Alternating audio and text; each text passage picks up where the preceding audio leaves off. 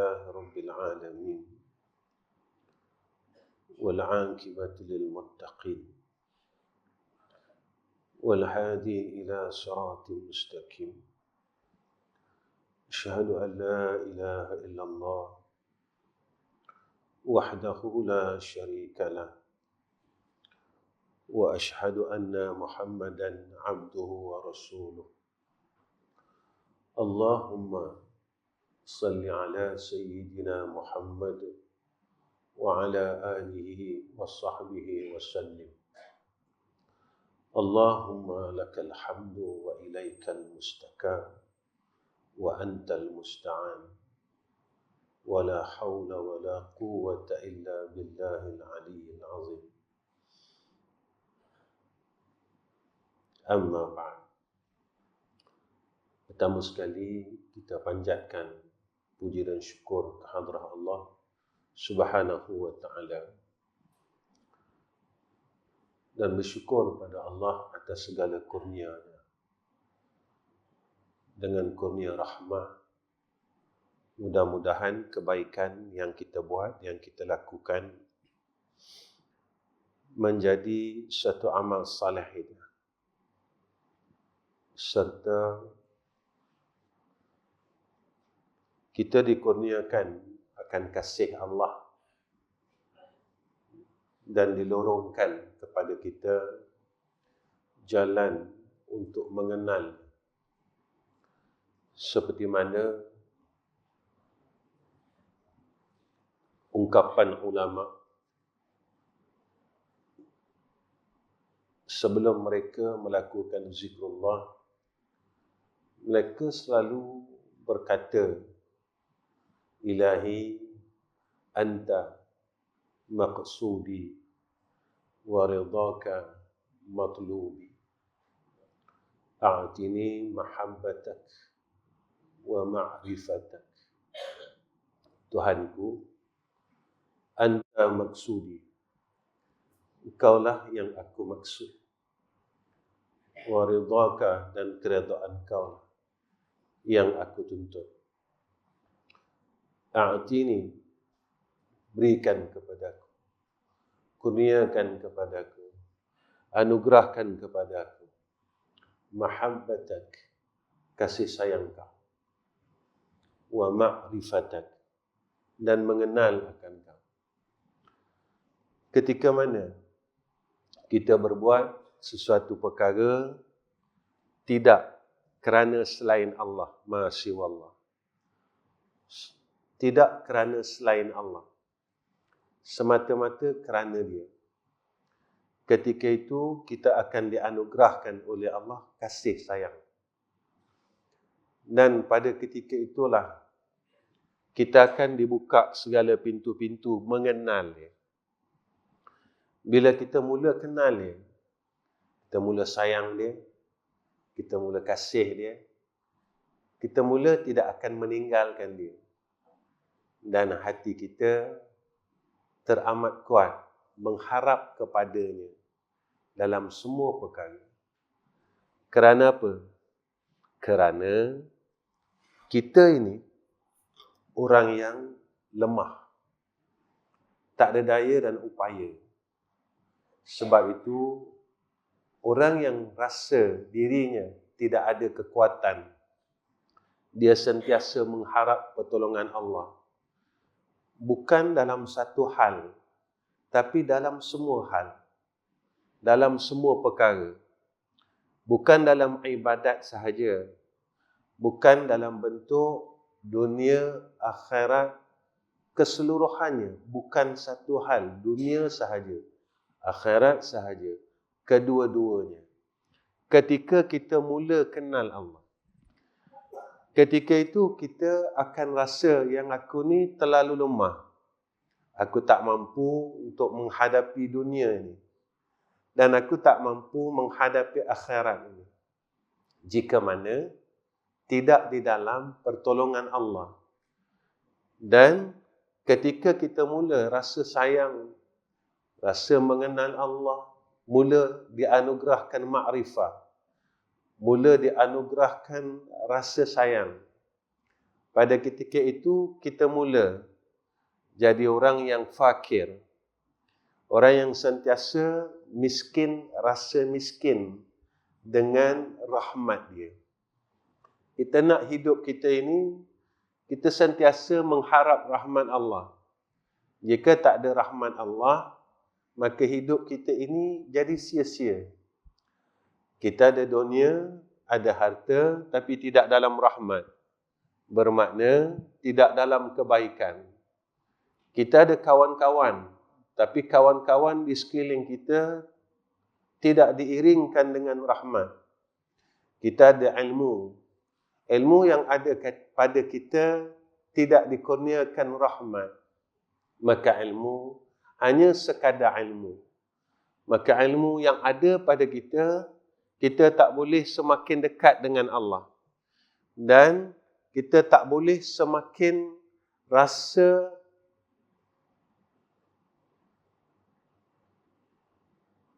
syukur, dekat, rasa merindui Allah Subhanahu wa ta'ala. Inilah yang hilang dalam hidup kita. Sebenarnya perkara ni yang tak ada dalam hidup kita. Perkara-perkara yang disebutkan oleh ulama ni yang tidak ada dalam diri kita. Selain pada tu, kurniaan dunia semua ada. Kita rasa rindu dengan makhluk, tetapi kita tak pernah rasa rindu dengan Allah. Kita pernah rasa tak cukup dengan dunia, tetapi kita tak pernah rasa tak cukup dengan akhirat. Kita selalu rasa sayang dengan makhluk, tetapi kita tak melalui rasa sayang dengan Allah. Itulah yang kita tidak ada. Itulah yang kita tidak pernah rasa. Dan kenapa kita tak pernah diberikan oleh Allah perasaan itu? Kenapa? Kenapa dan kenapa? Dan kita semakin nak balik dengan Allah, yang mana kita tak tahu tarikh yang dirahsiakan oleh Allah Ta'ala. Satu tarikh yang dirahsiakan oleh Allah yang tak ada siapa pun tahu. Inilah apabila kita mula duduk, kita mula muhasabah, kita mula tafakkur, kita mula memikirkan tentang keadaan kita sendiri yang diperintahkan oleh Allah macam tu. Wa yatafakkaruna fi khalqis samawati wal ard rabbana ma khalaqta hadza batila. Masa itulah kita mula tafakkur tentang diri kita. Yang kita rasa semua perkara-perkara duniawi Allah berikan kepada kita. Rasa rindu dengan makhluk Allah bagi, tetapi kita tak pernah rasa rindu dengan Khalik. Rasa sayang dengan dunia Allah bagi, tetapi rasa sayang dengan pemberi dunia itu tidak pernah kita lalui. Kita rasa tidak cukup dengan dunia, ada dalam hati kita, tetapi perasaan tidak cukup dengan akhirat itu tidak pernah kita lalui. Dan inilah yang harus kita sama-sama renungkan. Sebab apa, tuan-tuan? Kita telah berada dalam satu zaman. Zaman yang keliling kita dan zaman ini disebut oleh Nabi zaman kerosakan. Dan pada zaman ini wujud, Allah masih hidupkan kita. Ketika zaman ini yang disebut oleh Nabi zaman kerosakan, kebetulan zaman yang sedang berlaku ini, kita masih dihidupkan oleh Allah. Bagaimana kita nak menghadapi zaman ini dengan tenang? Bagaimana kita nak berada pada zaman ini dalam keadaan yang tidak rosak? Bukan zaman yang rosak, tetapi kita yang rosak. Sebab itu, selalulah kita berharap dengan rahmah Allah, supaya Allah jaga kita. supaya Allah jaga keluarga kita. Allah jaga anak-anak kita. Mahu tidak mahu, kita kena lalui zaman ini. Qala musannif rahimahullahu ta'ala, wal a'malu anta muhdiya ilaihi, wa aina ma tahdihi ilaihi, mimma huwa muriduhu alaika. Maksudnya, sedangkan segala amalan itu yang berupa sedekah, sembahyang, puasa, zakat dan lain-lain ibadat, engkau hadiahkan kepadanya, yakni tanda syukur kita pada Allah. Segala ibadat yang kita laksanakan, salah satu tanda syukur kita dengan Allah Subhanahu wa taala. Jika dalam kitab Minyatul Musalli disebut, maka ibadat salat ini diumpamakan seumpama kita memberi hadiah kepada seorang raja. Maka ibadat ini seolah-olah pemberian kita kepada Allah. Seolah-olah. Tapi sebenarnya bukan. Ketika kita melakukan ibadah, pada ketika itu kita melahirkan dan meletakkan rasa syukur dengan Allah Subhanahu wa taala. Dengan kita berusaha buat baik. Kenapa tuan-tuan? Sebab Allah telah kurniakan kepada kita terlalu banyak kebaikan. Antaranya, iaitu nikmat hidup kita hari ini. Ada kawan kita yang Allah telah panggil dahulu daripada kita. Sekejap saja asbabnya. Asbab jantung, asbab sesak nafas, asbab aksiden, dan lain-lain asbab yang kita sendiri tidak tahu. Maka pada ketika itu, kita ini tuan-tuan yang masih diberi peluang hidup oleh Allah, kita berusahalah untuk menjadi hamba yang bersyukur dengan Allah, dengan membalas segala kebaikan demi kebaikannya. Apa kata musannif? Antara apa yang kamu hadiahkan kepadanya daripada segala amalanmu yang mengandungi kecacatan dan segala ahwalmu yang bercampur-campur itu. Bagaimana kita boleh beribadah kepada Allah hal keadaan ibadah yang cacat, rasa yang bercampur bau. Ketika kita melakukan ibadah, ketika itu kita tidak benar-benar mengingati Allah. Ketika kita sedang mengingati Allah, tetapi saat yang sama kita mengingati selain daripada Allah Subhanahu wa taala, kita mencampuri akan ingatan itu. Kita seolah-olah seperti tidak setia dengan Allah. Kita seolah-olah seperti tidak mencintai Allah. Kita seolah-olah tidak bersih kasih kita dengan Allah Subhanahu wa taala. Ketika kita sedang mengingati Allah, masih ada ruang kita mengingati perkara selain Allah.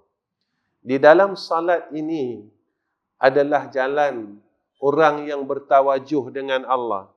Ketika kita sedang menghadap Allah, hati kita berpaling daripada Allah. Ketika kita sedang menghadap Allah, ingatan kita mengingati selain daripada Allah. Sebab itu musannif sebut, ketika kita sedang meletakkan rasa syukur kita dengan Allah, hal ibadat kita ini dalam keadaan yang cacat dan ahwal kita, hal kita bercampur bau. Kita tidak bersih, tidak ikhlas, tidak tulus dengan Allah Subhanahu wa taala. Dengan apa yang Dia kurniakan kepadamu, walhal apa yang kita dapat ini kurnia daripada Allah, daripada ilham, taufik, hidayah kepada jalan ma'rifah dan kasyaf. Setiap perkara yang Allah kurniakan kepada kita dalam hal kebaikan ini, iaitu salah satu jalan kita nak menuju kepada kasih Allah, nak menuju kepada mengenal Allah, supaya kita diinkisyafkan oleh Allah. Kasyaf ni apa, tuan-tuan? Selalu orang ingat, kasyaf ini dapat melihat batiniah, sebahagiannya. Tetapi pada maqam kita, bila kita diinkisyafkan, dibukakan hijab oleh Allah, cukuplah pada maqam kita ini seperti mana yang disebut oleh Nabi sallallahu alaihi wasallam, yang mana apabila Nabi kata Allah menghendaki seseorang itu jadi orang baik, 3 perkara dikurniakan oleh Allah padanya. Pertama, dia beri faham tentang hukum hakam agama Allah. Cukuplah apabila disingkap kepada kita kejahilan-kejahilan diri, ketika itu dikurniakan kepada kita ilmu, supaya kita ini dapat melihat perkara yang sebenar, bukan penipuan di dalam hidup ini. Biarlah inilah kasyaf yang awal yang kita dikurniakan oleh Allah Subhanahu wa ta'ala. Dah cukup bagi kita. Dah cukup sangat bila kita diinkisyafkan, dikasafkan. Maksudnya, dibuka akan segala kejahilan kita.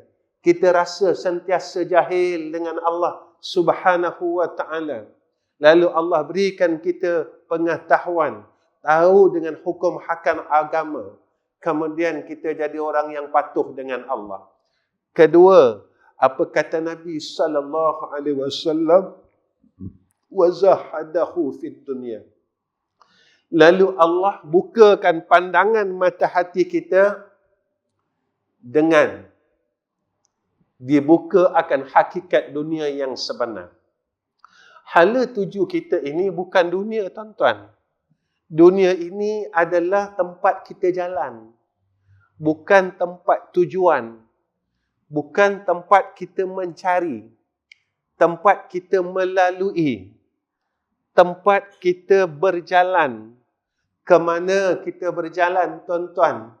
Iaitu semua orang, saya, tuan-tuan, semua orang sedang berjalan untuk menuju ke jannah Allah. Semua orang nak jalan kat sana, dekat situ kita punya tempat perhentian semuanya. Saya nak menuju ke jannah Allah.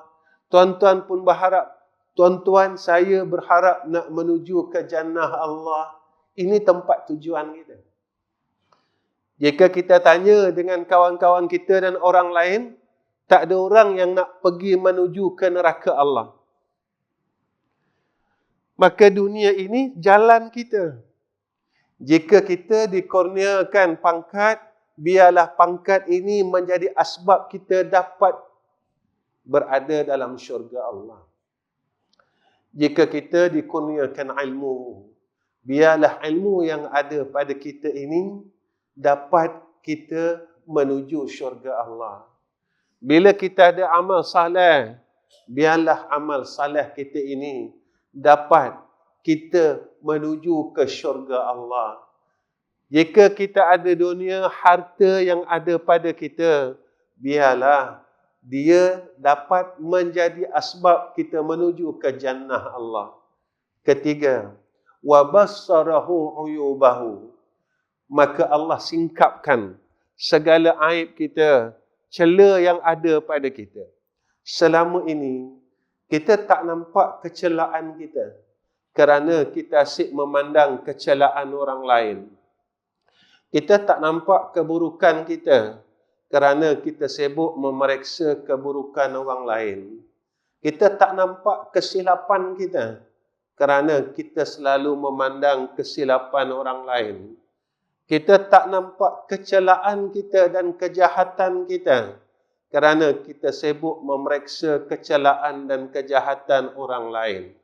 Sebab itu, ketika Allah hendak memilih kita jadi insan yang baik, jadi hamba yang baik, pada ketika itu cukuplah jika Allah kasyafkan kita dengan Allah buka pandangan kita sentiasa melihat akan aib-aib diri kita. Aib yang mana, tuan-tuan? Aib kita dengan Allah Subhanahu wa Ta'ala. Betapa buruknya hubungan kita dengan Allah. Betapa buruknya hubungan kita dengan Allah Subhanahu wa Ta'ala. Selalu saya sebut dalam kuliah, kita tak mampu membalas segala kasih sayang Allah yang Allah berikan kepada kita. Kita tak mampu nak membalas kebaikan Allah yang Allah terlalu baik kepada kita. Cukuplah kita dapat melihat aib itu. Kita dapat melihat keburukan itu. Kita dapat lihat keburukan diri kita, aib-aib kita. Keburukan kita sesama makhluk Allah. Kita sampai sekarang, kita masih tak mampu, tuan-tuan, nak mengikut keseluruhan sunnah Rasulullah sallallahu alaihi wasallam. Sampai sekarang. Sampai sekarang, tuan-tuan. Kita tak mampu. Bagaimana kita rasa kita yang terbaik?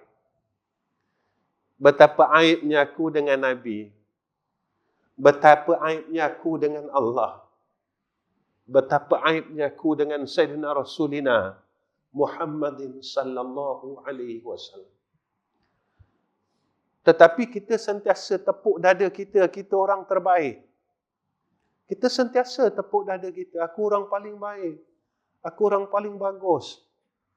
Sebab itu, tuan-tuan, kita risau. Tatkala saat kita hidup ini, kita tepuk dada kita.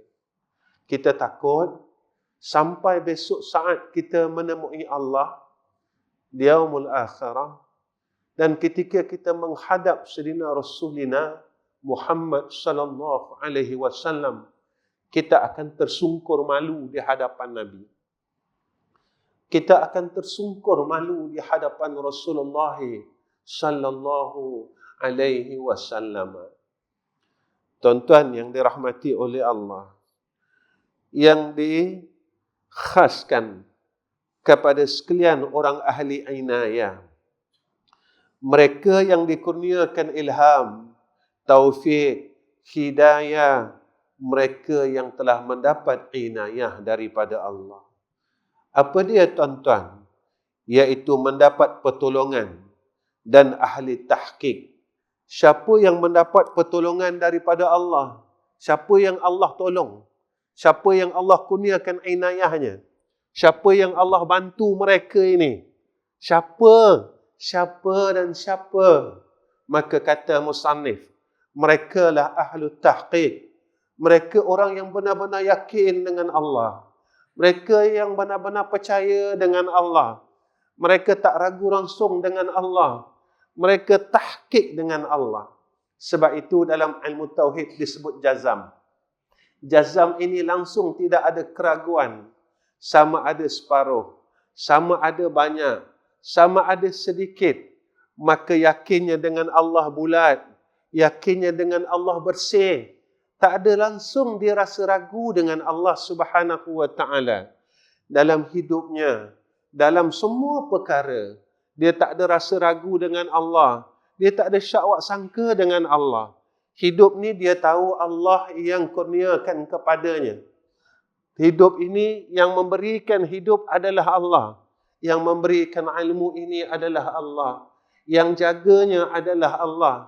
Yang aku boleh salat ini adalah kurnia daripada Allah. Aku boleh zikir ini adalah kurnia daripada Allah. Bukan dengan sebab kekuatan diriku. Bukan dengan sebab tahuku. Aku boleh melakukan kebaikan bersedekah adalah inayah daripada Allah. Pertolongan daripada Allah. Bukan sebab aku ada duit. Selama dahulu, ketika aku dalam keadaan yang ghaflah kepada Allah, aku tak mampu sujud langsung dengan Allah Subhanahu wa Ta'ala. Sebab itu, ketika kita mula yakin dengan Allah, ragu, tidak ada langsung ragu kita dengan Allah Subhanahu wa Ta'ala, maka ketika itulah kita akan melihat, dilihatkan akan kebesaran-kebesaran Allah Subhanahu wa ta'ala. Tuan-tuan, sebab itu kata ulama, sebanyak mana kita yakin dengan Allah, sebanyak itulah akan datangnya pertolongan daripada Allah Subhanahu wa ta'ala. Tapi kita tanya, banyak mana aku yakin dengan Allah? Banyak mana aku percaya dengan Allah? Kita kena tanya diri kita, tuan-tuan. Selama ini aku percaya dengan apa? Aku percaya dengan siapa? Kita tanya diri kita. Sebab apa? Sebab kita takut ketika besok kita balik bertemu Allah di yaumul akhirah. Allah tanya kita, masa dalam dunia dulu, kau tak percayakan aku pun. Yang tu kita takut, tuan-tuan, sebab kita tak tahu. Kita tak tahu. Kita tak tahu dan kita tak tahu. Dan jika Allah tanya soalan itu kepada kita kelak, dalam dunia dulu kau tak percayakan aku. Kau tak percaya yang aku yang memberi rezeki. Aku yang memberikan segala-galanya dan aku yang mentadbir alam ini. Kau mula ragu dengan aku. Ketika kau mula percaya dengan diri kau sendiri, kau percaya dengan amalan kau, kau percaya dengan semua apa yang aku berikan kepada engkau, tetapi engkau tak percaya kepada aku yang memberikan segala pemberian itu dalam hidup engkau. Tuan-tuan, ketika kita mula tinggalkan Allah,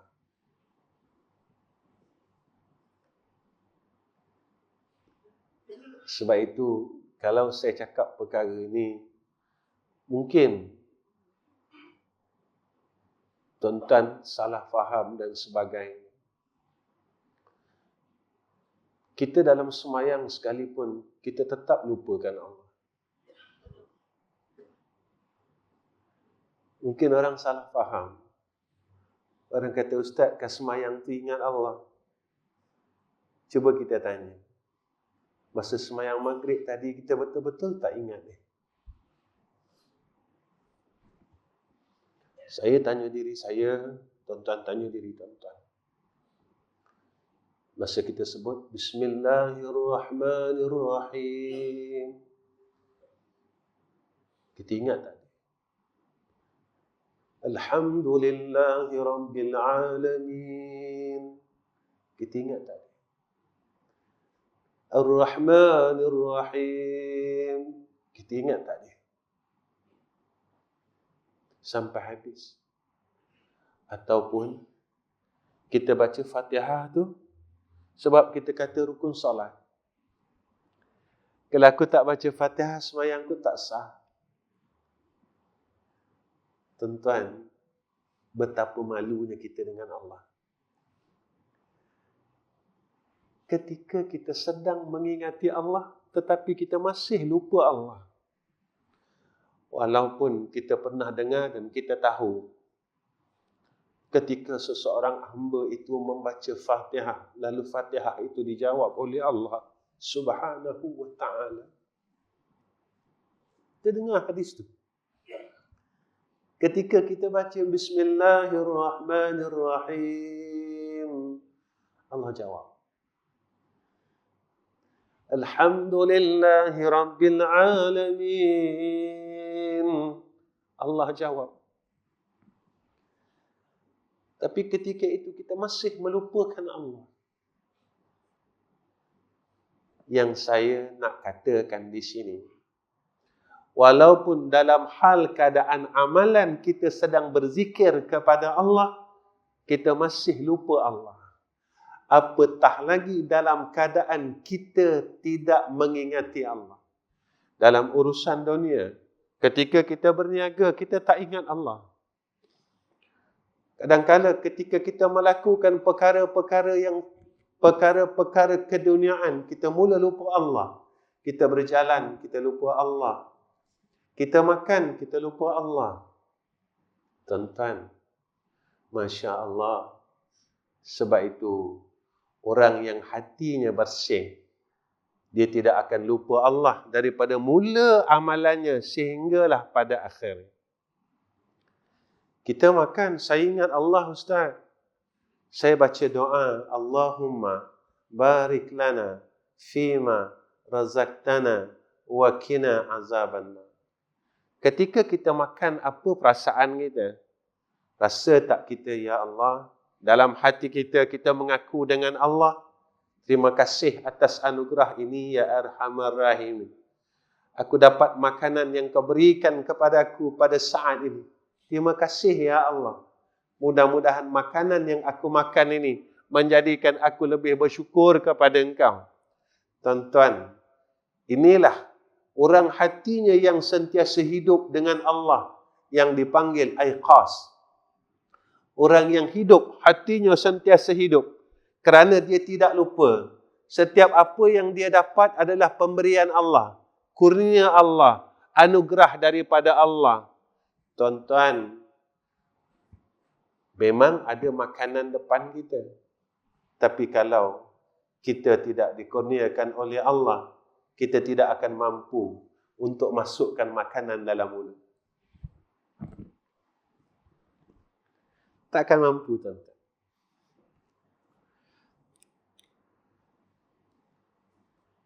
Keadaan bagi ahli maqam dan ahli amalan. Bagi ahli maqam, apa perbezaan?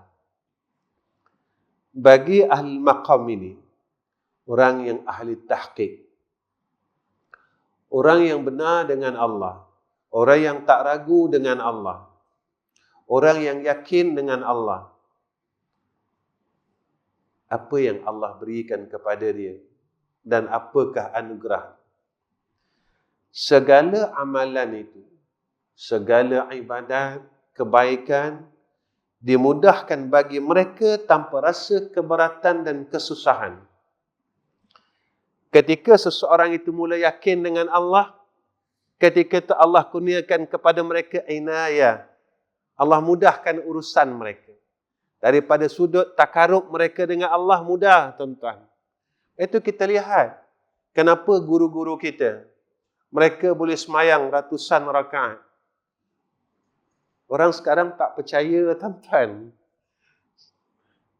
Lepas itu saya sebenar, tuan-tuan, sebab saya melihat almarhum orang tua saya sendiri. Satu malam, dia salat paling kurang ketika dia malas, dia kata, dan saya lihat sendiri. 50 rakaat satu malam. Kebiasaannya 100 rakaat. Ketika dia di dalam penjara dahulu, tuan-tuan, selama 2 bulan setengah, dia melakukan salat sunat mutlak 500 rakaat. Kenapa dia boleh buat? Sebab mereka ini yakin dengan Allah. Apatah lagi orang yang terdahulu. Orang yang terdahulu. Sehingga kita dengar, mereka boleh sujud dengan Allah semayang sunat mutlak satu malam sehingga 1000 rakaat.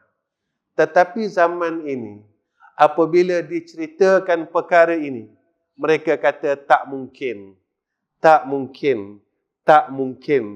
Orang boleh salat 500 rakaat semalam. Kerana apa, tuan-tuan?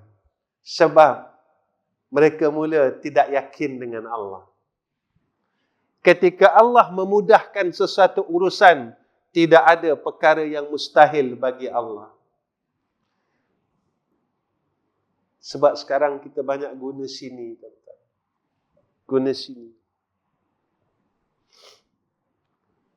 Guna sini.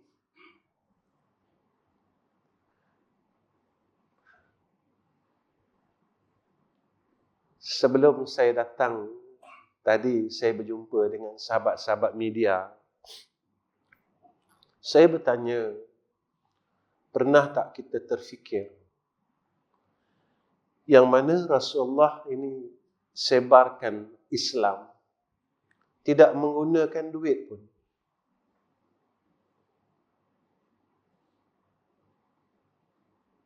Pernah tak kita semua fikir?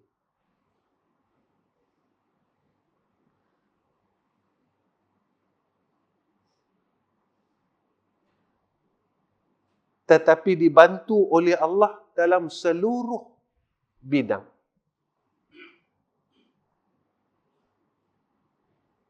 Jika Rasulullah memikirkan dirham dan dinar adalah perkara pertama untuk menyebarkan Islam, nescaya kita tidak akan dapat menyebut dua kalimah syahadah. Tak sampai kat kita. Ini didikan daripada Allah. Inilah Allah yakinnya Rasulullah sallallahu alaihi wasallam kepada Allah. Yakinnya. Kerana apa? Kerana agama ini adalah hak mutlak Allah subhanahu wa ta'ala. Hak mutlak Allah. Dan Allah janjikan kepada mereka, in tansurullaha yansurukum. Siapa yang membantu agama Allah, lalu Allah akan bantu mereka-mereka ini. Masya Allah. Perkara itu ditunjukkan oleh Rasulullah sallallahu alaihi wasallam kepada kita semua sehingga hari ini untuk dijadikan satu panduan, untuk dijadikan satu bahan ukur kita dalam kita nak menuju kepada Allah subhanahu wa ta'ala.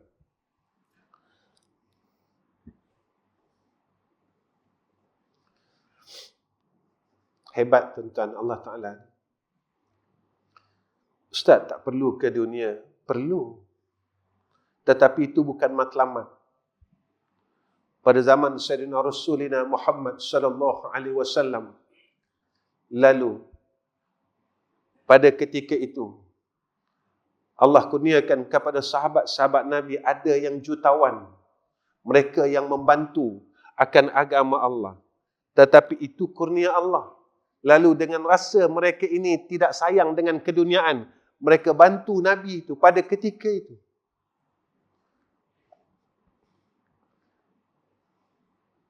Kita tuan-tuan yang gagah mereka bantu Nabi dalam medan perang. Bagaimana kita? Kita tak mampu tuan-tuan. Alasan kita daripada dulu puluhan tahun, saya lemah iman. Agak-agak alasan tu ambil pakai tak? Saya lemah iman Ustaz. Saya lemah. Ketika kita melalui jalan dunia, tidak ada perkataan lemah. Ustaz, urusan dunia tak berkait dengan iman, kata dia. Sebab itu tak payah cakap lemah iman. Ini yang kita pegang selama ini. Sebab saya orang bodoh tuan-tuan, saya tak tahu. Tetapi apa yang saya nampak dengan diri saya begitulah. Betapa jauhnya kita dengan Allah subhanahu wa ta'ala. Betapa kita sangat-sangat menidakkan dan mengenepikan akan hak Allah subhanahu wa ta'ala. Dalam masa yang sama, kita rasa kita telah menunaikan haknya. Yang saya kata, kita rasa kita dah solat dengan betul. Rupanya, seolah-olah kita seperti menipu Allah. Kita cuma nak melepaskan kewajipan salat, tetapi kita tidak mampu benar-benar sujud kepada Allah. Ketika kita sujud, tuan-tuan, kita rasa apa? Saya sujud, tuan-tuan sujud. Kita rasa apa? Tuan-tuan pernah rasa apa? Pernah tak? Tuan-tuan rasa malunya aku dengan Allah subhanahu wa ta'ala. Kan ketika itu kita baca tasbih. Subhana rabbiyal a'la wa bihamdi. Kaulah yang maha tinggi, ya Allah. Ketika itu kita rasa apa? Ada tak perasaan malu kita dengan Allah subhanahu wa ta'ala? Ya Allah, malunya aku dengan kau, ya Allah. Ya Allah, malunya aku dengan kau, ya Allah. Hidup yang kau berikan kepada aku guna, aku pakai. Rezeki, aku pakai. Sihat, aku pakai. Makan, kenderaan, harta, semua aku pakai. Tetapi ketika aku sedang sujud ke hadrah-Mu, ya Allah, aku masih ingat perkara yang selain Kau. Aku masih lagi ingat selain Kau, ya Allah. Aku masih lagi tak mampu nak ingat Engkau. Walaupun ketika aku sedang sujud kepada Engkau, ya Arhamar Rahimin. Tuan-tuan, sebenarnya hidup kita kosong. Sebenarnya hidup saya, bukan tuan-tuan. Saya. Hidup saya kosong. Memang betul lah kita ini berlakon sebenarnya. Kita berlakon apa, tuan-tuan? Kita berlakon di hadapan Allah. Walhal kita terlupa yang Allah itu amat mengetahui akan setiap lakonan kita.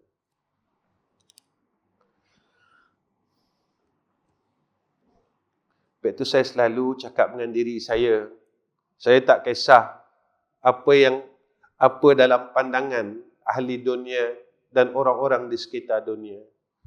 Tetapi yang kita terlalu kisahnya, apa pandangan Allah padaku? Apa penilaian Allah padaku? Di mana tempat aku pada sisi Allah Subhanahu wa ta'ala? Bagi ahli amalan pula, mereka diberati dengan mujahadah. Orang yang beramal, tetapi mereka dalam keadaan yang masih tidak tahqiq, masih ragu lagi dengan Allah.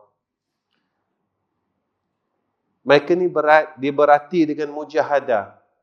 Mereka kena usaha sungguh, kena lawan hawa nafsu sungguh-sungguh, yakni diri mereka menanggung kesusahan dan melawan hawa nafsu dalam semua keadaan. Tuan-tuan, kita duduk mana? Kita duduk dimudahkan ke kita duduk disusahkan? Maka kita tahu siapa kita.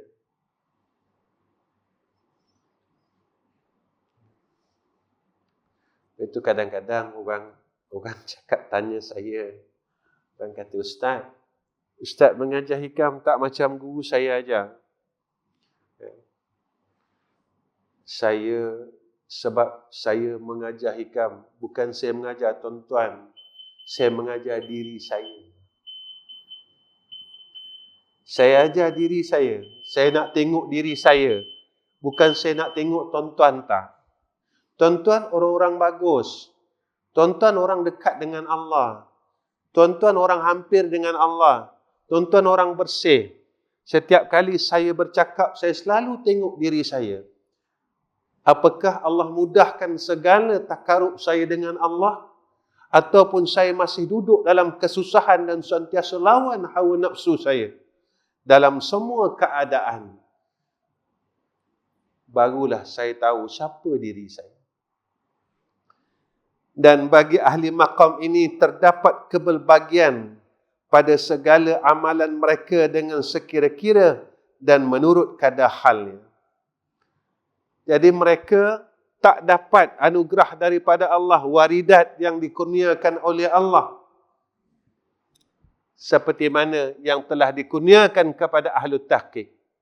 Contoh macam ni, tuan-tuan. Tadi Imam Ustaz Rasdan, dia baca doa, tapi dia baca ayat si Budina. Wa may yattaqillaha yaj'al lahu makhraja. Kita tanya, Allah sebut dalam Quran, siapa yang takutkan Allah, Allah bagi jalan kelepasan. Kenapa banyak benda aku tak lepas? Ukur takwa itu. Allah sebut, Allah lepaskan. Tapi kenapa aku banyak benda tak lepas? Ukur takwa kita. Orang yang tahqiq, takwanya penuh. Sebab itu, dilepaskan semua perkara. Sebab itu, bagi orang yang maqam ahli amalan. Dikurniakan waridat ini berbagai-bagai, sebahagian, tidak penuh. Maka ukur. Kemudian Allah janjikan kepada kita, warzuqhu min haitsu la yahtasib. Kenapa rezeki aku kadang-kadang senang, kadang-kadang susah? Kenapa aku masih lagi fikir dalam perkara yang telah dijamin oleh Allah dan dijanji oleh Allah? Ukur takwa. Bukan saya kata, tuan-tuan, Allah sebut dalam Quran. Ada orang yang kita jumpa langsung, dia tak pernah risau tentang rezekinya. Kerana apa? Kerana dia telah tahqiq dengan janji Allah. Kenapa dia tahqiq? Kenapa dia dapat sepenuhnya? Sebab takwanya dah penuh. Takwanya dah penuh, sebab itu dia dapat penuh. Tak ada bahagi-bahagi. Ketika kita tidak penuh, tetapi kita sering mempersoalkan Allah. Yang inilah, tuan-tuan, yang kita risaukan. Kita tidak melihat diri kita. Kita tak memandang akan aib diri kita. Kita tak melihat akan keburukan diri kita. Inilah. Baik, tuan-tuan yang dirahmati oleh Allah Subhanahu wa taala.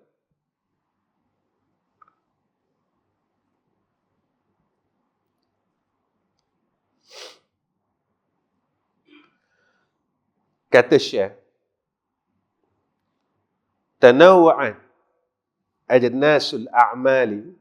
Malam ni kita berhenti awal sikit ya, tuan-tuan, sebab ada tahlil. Ada tahlil ringkas. Jadi kita bagi-bagilah, insya-Allah, ya. Nanti kalau saya panjangkan, tahlil lagi panjang. Sebab saya maqam amalan. Saya tak boleh ikut tuan-tuan. Tuan-tuan maqam ahlu tahqiq. Tuan-tuan tak rasa berat. Saya rasa berat. Nanti bila panjang, saya akan rasa berat.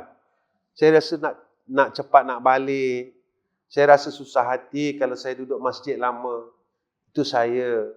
Tuan-tuan tak. Tuan-tuan ahlu tahqiq. Baik. Yang saya risaukan, saya. Tanawwa'at ajnasul a'mali litanawwu'i waridatil ahwal. Amalan itu beraneka jenis kerana beraneka jenisnya waridat. Yakni waridat itu disebutkan, diterangkan di sini adalah kurnia ilahi dan hal. Tiap-tiap amalan lalu Allah mengkurniakan kepada kita hal keadaan amalan itu. Maksud waridat, dia kehendaki dengan waridat ialah yang datang pada hati daripada beberapa makrifah ketuhanan. Yakni anugerah daripada Allah dalam hati orang yang kenal, rohaninya telah mula mengenal Allah. Rohaninya mula telah diproses oleh Allah. Dan rahsia-rahsia kerohanian yang menyebabkan hal-hal terpuji. Perkara yang dinamakan zauki. Apa dia, tuan-tuan? Warid yang menyebabkan kehebatan. Allah kurniakan kehebatan, rasa hebat kepada mereka ini. Bukan rasa diri hebat, tetapi mereka sering merasakan hebatnya Allah. Orang yang sering merasakan hebatnya Allah, itulah orang hebat pada Allah. Tetapi orang yang merasakan dirinya hebat, itulah orang yang paling hina pada sisi Allah. Cumanya, saya tanya diri saya, berapa kali kita merasakan kehebatan Allah? Kita tanya. Tuan-tuan, kalau kita tengok orang kaya, kita rasa hebatnya orang kaya. Kita tengok orang hebat, kita rasa orang tu hebat. Tapi bila kita rasa hebat Allah, orang kata, Ustaz, Ketika saya tengok orang tu hebat, itulah kehebatan. Itulah nampaknya hebatnya Allah. Benar ke apa yang kita kata? Tatkala itu kita terus dapat merasakan kehebatan Allah, ataupun kita terhenti kepada kehebatan makhluk. Sebab itu kita masih tak lepas kita sanjung makhluk sampai sekarang. Lepas itu kita masih tak lepas dengan makhluk ini. Kita masih terikat dengan makhluk ini. Kita masih bersangkut lagi. Kerana kita tidak boleh melepaskan ikatan itu. Sebab itu, kita tidak boleh memandang terus kepada Allah yang menjadikan makhluk itu.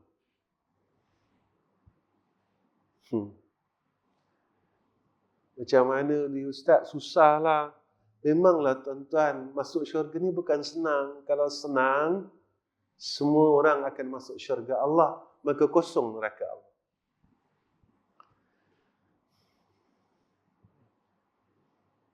Syurga ni susah. Susah tuan-tuan. Bukan semua orang semayang masuk syurga. Bukan semua orang puasa masuk syurga. Bukan semua orang alim masuk syurga. Bukan semua orang beramal masuk syurga. Bukan semua orang yang menunaikan haji masuk syurga. Ada kan hadis tuan-tuan? Yang golongan-golongan ini yang masuk neraka Allah. Kita kena tengok kenapa boleh tak masuk syurga. Kenapa boleh masuk neraka.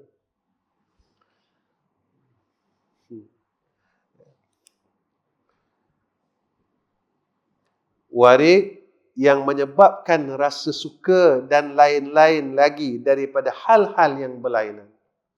Allah kurniakan kepada kita khalwah, kemanisan. Manisnya dalam melakukan ketaatan kepada Allah. Tatkala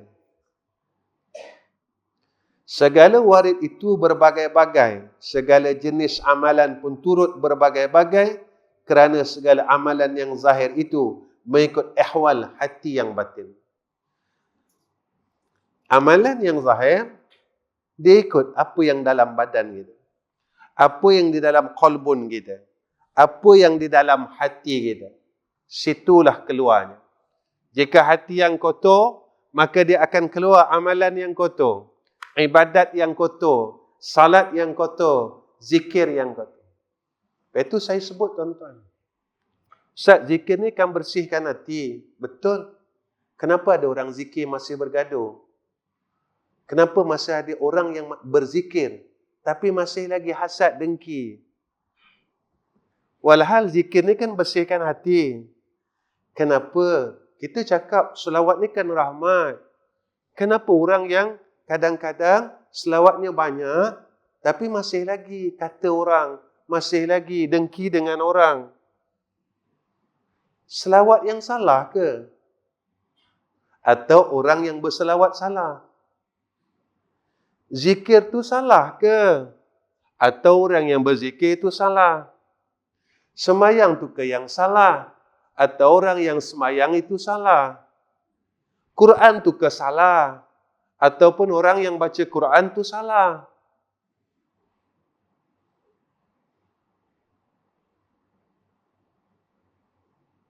Ini yang kena kita fikirkan. Sepatutnya tuan-tuan, lagi banyak kita berzikir, hati kita semakin bersih. Kenapa lagi kita zikir, kita makin kotor. Kita makin kotor, kita makin kotor. Datang dengki, datang hasad, datang itu, datang ini. Kenapa ni? Aku zikir. Yang orang tu zikir kalimah Allahu. Aku pun zikir kalimah Allahu. Kenapa? Ketika dia sebut Allahu, hati dia semakin bersih. Kenapa? Ketika aku sebut Allahu, maka hati aku semakin kotor.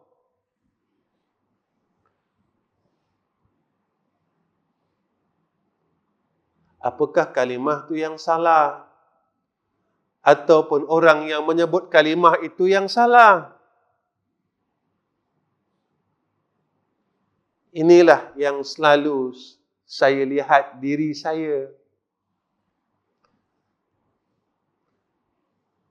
Tuan-tuan, kalau kita bersihkan baju puluh tahun tapi masih kotor, apa faedahnya? Jadi bukan tengok sabun, bukan tengok baju, tengok cara bersihkan baju.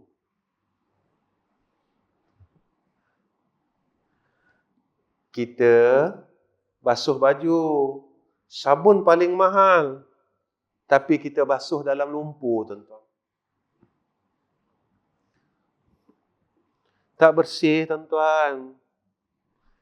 Kena cari tempat bersih, air yang bersih, sabun yang baik, cara basuh yang baik. Kalau kita basuh yang betul, sabun yang betul, tapi kita basuh dengan lumpur, tuan-tuan, pakailah sabun sebaik mana sekalipun, dia tidak boleh membersihkan pakaian. Khususnya adalah pakaian hati kita. Maka lumpur-lumpur qalbun ini kita buang.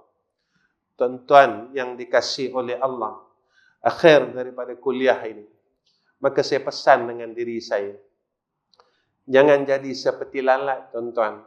Saya ambil daripada kalam Habib Syekh. Habib Syekh pesan, jangan jadi seperti lalat, tuan-tuan. Walaupun bunga ada di tepinya, dia tetap cari sampah. Dia tak mau hinggap di bunga.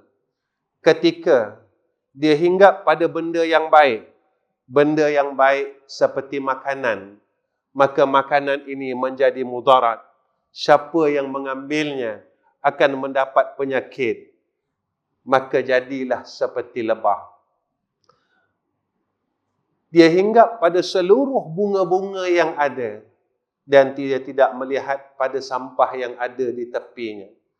Ketika dia hinggap di bunga-bunga yang ada dan dia mengambil segala manfaat pada bunga tersebut, akhirnya dia menjadikan atas amalannya itu penawar bagi ummah. Maka kita ambil manfaat daripada penawar itu, iaitu madu. Maka jadilah sebagai lebah. Jangan jadi seperti lalat, tuan-tuan. Tetap singgah kepada sampah. Walaupun ada bunga di kelilingnya, dia tetap tidak memandang bunga tersebut. Dia tetap memilih sampah-sampah dan tetap suka kepada sampah dalam keadaan yang gembira. Sebab itu, kita melihat sekelompok lalat ini, maka dia mengerumuni sampah itu dalam keadaan yang bising, tuan-tuan. Bunyi lalat yang bising, gembira mendapat sampah. Walaupun ada bunga di tepinya, yang mana pada ketika itu mengambillah kita akan iktibar. Yang Allah tunjukkan kepada kita akan apa yang ada di dalam muka bumi ini. Sebab itu, apa yang Allah sebut kepada kita, Rabbana ma khalaqta haza batila subhanaka fakina azabannar. Wa akhirul kalam, assalamualaikum warahmatullahi wabarakatuh. Bismillahirrahmanirrahim. Alhamdulillahi rabbil alamin. Wassalatu wassalamu ala asyrafil anbiya'i wal mursalin wa ala alihi wa sahbihi ajma'in. Ya Allah, Ya Rahman, Ya Rahim. Kami tadahkan kedua tangan kami, Ya Allah. Kami mohon pertolongan-Mu, Ya Allah, dalam semua perkara dalam hidup kami, Ya Allah. Sama ada perkara dunia, urusan hidup kami, dan juga urusan akhirat kami, Ya Allah. Ya Allah, kami tidak ada daya dan upaya dalam segala hal. Tolonglah bantu kami, Ya Arhamar Rahimin. Tolonglah bantu kami menyelesaikan segala perkara urusan hidup dan mati kami, Ya Allah. Ya Allah, kami mohon kepada Engkau, Ya Arhamar Rahimin, kurniakan atas kami yakin yang sebenar-benar yakin, Ya Allah. Jangan jadikan dalam keyakinan kami ada ruang keraguan di dalamnya, Ya Arhamar Rahimin. Ya Allah, Ya Rahman, Ya Rahim. Jika kami tersesat jalan, Ya Allah, tolonglah tunjukkan atas kami, Ya Arhamar Rahimin. Dengan kau kurniakan hidayah dan taufikmu atas kami, Ya Allah. Jangan kau biarkan kami terus dalam kesesatan, Ya Arhamar Rahim. Ya Allah, Ya Rahman, Ya Rahim. Jika engkau benci kami, jangan kau terus benci kami, Ya Allah. Maka kurniakan kami kasih sayangmu, Ya Arhamar Rahim. Ya Zal Jalali wal Ikram. Jika dengan kesalahan yang kami buat kepada engkau menjadikan engkau marah kepada kami, maafkan kami, Ya Allah. Ampunkan kami, Ya Allah. Pimpinlah kami semua pada jalan kebenaran, Ya Arhamar Rahimin. Ya Allah, kurniakan atas kami kasih dan sayangmu, Ya Allah. Walaupun kami hamba yang tak tahu menghargai kasih dan sayangmu dalam hidup ini, Ya Arhamar Rahimin. Kami tak pandai melihat dan menilai kasih sayangmu, Ya Allah. Tapi kami harap dan terus akan perolehi kasih dan sayangmu, Ya Zal Jalali wal Ikram. Allahumma ja'al haza jam'ana jam'an marhuma wa tafarraqna min ba'dihi tafarraqan ma'suma. Wa sallallahu ala Sayyidina Muhammad wa ala alihi wa sahbihi wa baraka wa sallam. Walhamdulillahi Rabbil Alamin.